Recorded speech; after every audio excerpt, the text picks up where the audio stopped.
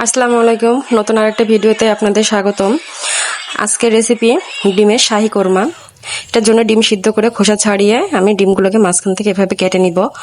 ইচ্ছা করলে আপনারা আপনাদের পছন্দ মতো ডিজাইন করতে পারেন। তারপরে একটু লবণ, একটু হলুদ আর একটু মরিচ গুঁড়ো উপর থেকে ছড়িয়ে মাখিয়ে ডিমটা হালকা করে একটু ভেজে নেব। ভাজার সময় খুব সাবধানে ভাজবেন যেন কুসুমটা বের হয়ে না যায়। এবার দিব পেঁয়াজ কুচি, রসুন বাটা, নারিকেলের দুধ আমি ফ্রোজেন করে রেখে দিয়েছিলাম, দিলাম জিরা পাউডার, এলাচ পাউডার, দেবো অল্প একটু লবণ, দেবো মরিচ গুঁড়া, দেবো বাদাম পেস্ট, আলু বোখরা, হালকা একটু চিনি ব্যালেন্সটা ঠিক রাখার জন্য, কারণ এর টেস্টটা আসবে একটু টক মিষ্টি ঝাল। উপর থেকে দিয়ে দিব একটু দুধ গুঁড়া। এটা রান্না করতে খুব বেশি সময় লাগে না এবং খুব তাড়াতাড়ি এটা রান্না হয় এবং খুব খেতে খুব সুস্বাদু।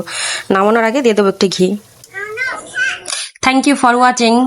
By bye. আল্লাহ হাফেজ।